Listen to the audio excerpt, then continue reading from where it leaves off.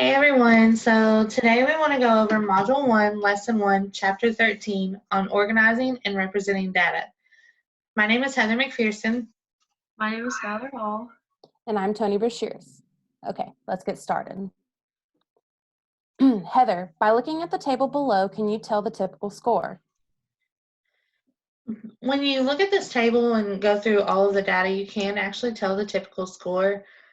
First though, we're going to look at the minimum, which is 43, and the maximum, which is 96. So that just kind of gives us a little bit to look at. There's easier ways to actually see what the typical score would be.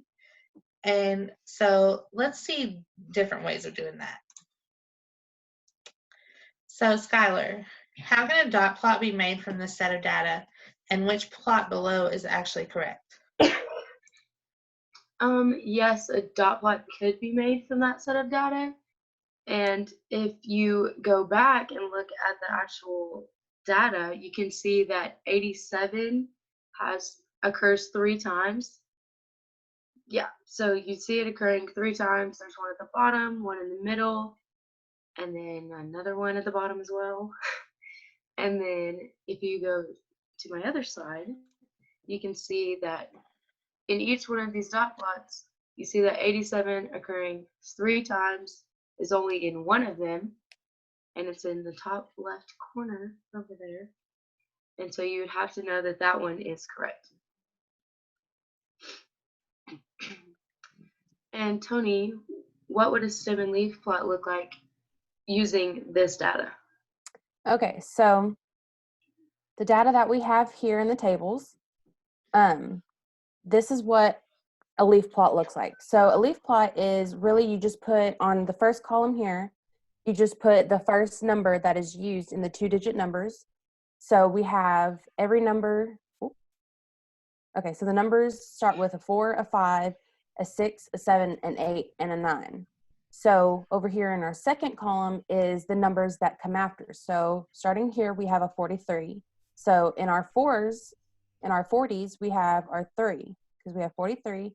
85 down here in our 80s, we have 85. And then 80, we would put a 0 behind the 8. 90, same thing, so on and so forth. So that would be how you make a stem and leaf plot. Okay. How do you create a frequency table by using the data below? So you look at all this data and it gives you the heights of 30 girls. So what we're wanting to do is a frequency table. So you'd use Excel to do this frequency table, and once you use it, this is what the table is going to look like in the end. When you're in Excel, you'll put in all of the heights, so 57 through 73, and then you make a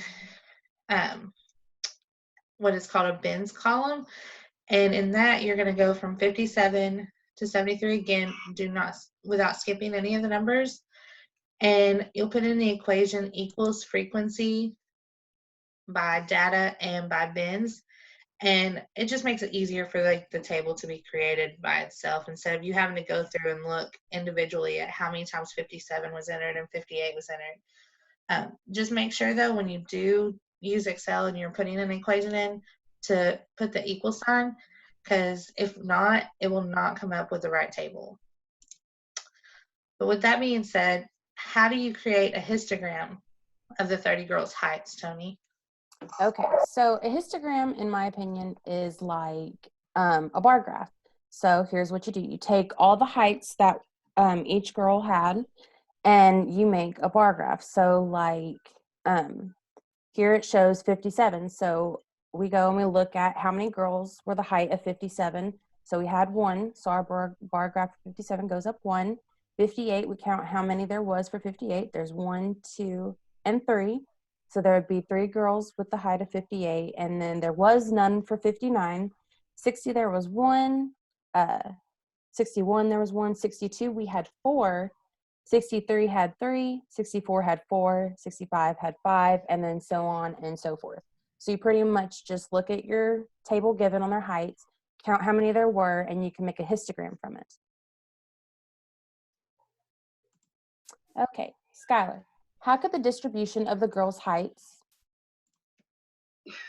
be described? So for me, what I put as that, you see that the shortest girl is 57 inches, assuming, and then that your tallest girl is 73 inches. And so, but what you can see from this set of data is that the most frequent height of girls in the high school was 65 inches. That's how I described it. Okay, Skylar.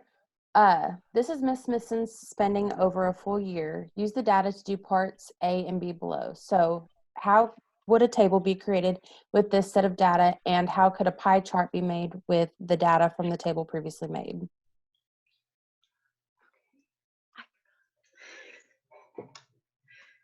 Yes. Okay, so a table would be created when it's asking for the expenditure or what she spent her money on in the left, and it's asking how much of her money she actually spent on the right.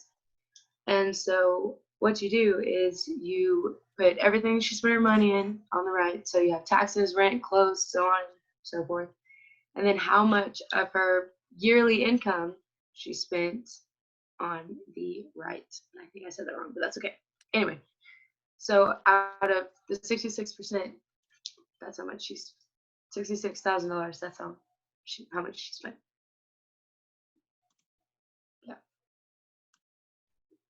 And then Heather, how do you use this figure? How do you figure the percentages out by using this data?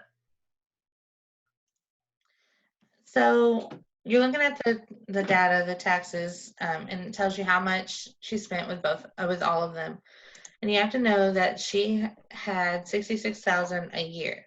So in order to find the percentage, what you're going to do is you are going to divide what she spent by how much she made in the year, and then multiply that by 100 to get the percentage. So we'll take for the taxes, it was 20,000 divided by 66,000 times 100 equals 30.3%. You'll just go through all of the rest of what she had spent in that year to find the percentages to go into that table. So here's the other one, was 2,000 divided by 66,000 times 100 gave you 3.0%. If you just plug in those each time, you'll be able to finish your table for that data. So Tony, since we have the data in the table, how does a pie chart look using that data? Okay, so after we took the table that Skylar used in her slide on part 1 of question 3, it shows that taxes were 30%, rent was 19%, clothes were 3%, insurance was about 11% if you round up, charity was 12%, savings was 5%, car payments was 10%, food was 6%, and then miscellaneous would be 3%. So our pie chart would look just like this. So over here, it shows our taxes, clothes, charity, car payments, miscellaneous, rent, insurance, savings, and food.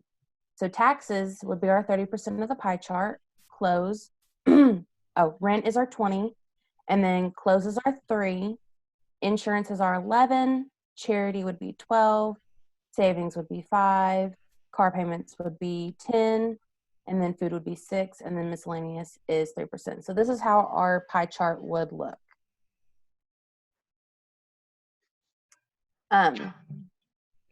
So, Tony, what is the angle measure of each income on this circle pie chart? Okay, so looking over here, we have where the income came from. So we have personal income taxes, borrowing, corporate income taxes, miscellaneous taxes, and Social Security. So borrowing is 33%, which is in the red. Corporate income taxes is 4%, which is the neon green. Miscellaneous taxes is 11%, which is yellow. And then Social Security is 22%, which is the purple. And personal income taxes is 30%, which is the blue.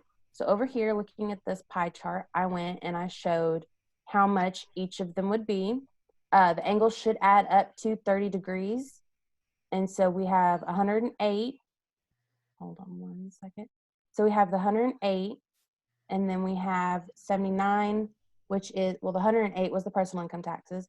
79 is the Social Security. The 40% is miscellaneous. 14% is the corporate income taxes. And 119 is borrowing. So those are the degrees of the angles right here in the circle. And once you add them up, they all add up to 360 degrees. Okay. So Heather, how do you calculate the angle measures? So in order to calculate the angle measures, you would take the percentage, and since the circle is at 360 degrees, you would multiply that by 360. So you take the 33% and you change it into a decimal. So it'll be 0.33 times 360 degrees equals 118.8 degrees. You want a whole number though, so you'll round it. Go ahead and round it up, and that makes 119 degrees. Then you would have the 4% is 0.04 times 360 degrees equals 14.4 degrees. So again, you'll have 14 degrees. Go ahead and do that for the other ones, and that will give you all of your sets of degrees. Make sure you remember to change your percentage into a decimal and then just multiply it by 360 degrees. And like Tony said, just to make sure that you have it all correct, if you add the 108, 79, 40, 14, and 119, it should go ahead and equal 360 to make the whole circle. So Skylar, how could the relationship between percentage, total, and the angle of a circle? So kind of just like what you said, so all of your percentages for each piece of your pie chart, all of those should add up to 100. And then for your angle of the circle, the entire circle is 360 degrees. So if you were to change 100% into a decimal, like how you showed us the slide before, and you were to multiply that by 360 degrees, it actually equals 360. So that's how you could tell, like, you have to have 100% and you're 360 for it to be a correct pie chart. Interesting. So Skylar, is this pictograph telling the truth? No, it's not. So if you look at both houses, you can see, like, if you were to just kind of like glance at them, you'd be like, oh, dang, that's a huge difference. When really, when you actually take your time and look between like the years 1995 and 2007, they only rose $4 billion in assets, which is actually kind of a lot, but not enough for what this pictograph is representing. So Heather, what is the ratio of the volume of the large building to the volume of the small building? That's a good question, Skylar. So the volume of the first house is going to be length times width times height. And the dimensions of the second house, as you can see by the pictograph that Skylar showed, it kind of doubled it. So it's going to be 2 length times 2 width times 2 height. But you're going to take that and you'll take the numbers and go ahead and factor it out. So it's going to be 8 times length times width times height. So in all actuality, that makes the second house has 8 times the volume of the first house. So Tony, why would it have been more helpful to print the actual asset value for each year on the front of each building? Okay, so it would have been helpful because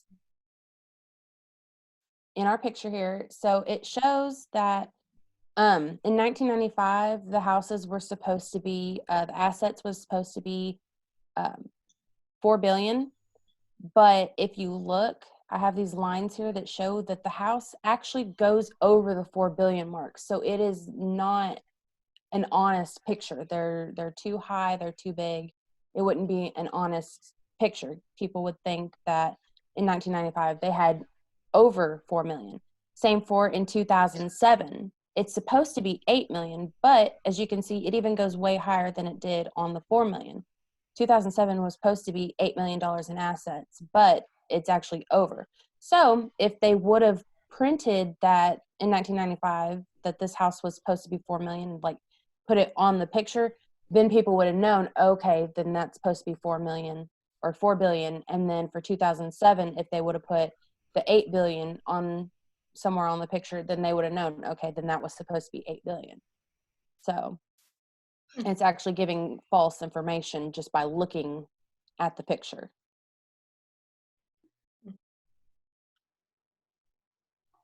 Okay, Skylar, can a table be made with the correct X and Y axis from the data given? Yes, it can be made. You just have to make sure that you have all of your right data in the table. And so if you see at the bottom, you see that your year is going to be your x-axis with like 1960, 1965, so on and so forth. And then your population in the millions is going to be your y. And then it's 2.11 and 2.32 and so on and so forth. So you just have to make sure that your data is in there correctly, and then your x and y axis kind of just goes in with those as well.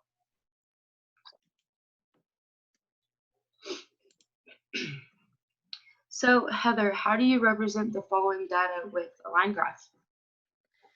Good question. So when you take the information that you just went over with this table and make it into a table, I used Excel again to create my table with the years on the left and the population on the right so that my graph would come out correctly. And then once I plugged in all this information, I just went to the tool that said create a line graph, and this is what showed up. So she said the x-axis is the year and the y-axis is the population in millions.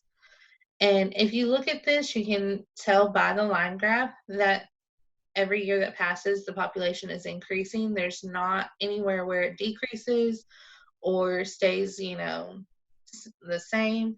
So you can definitely tell there's a minimum and then there's a maximum. So the minimum for the line graph is 200 or 2.11 million right here, and the 6.77 million up here in 2010 is going to be your maximum for the population growth.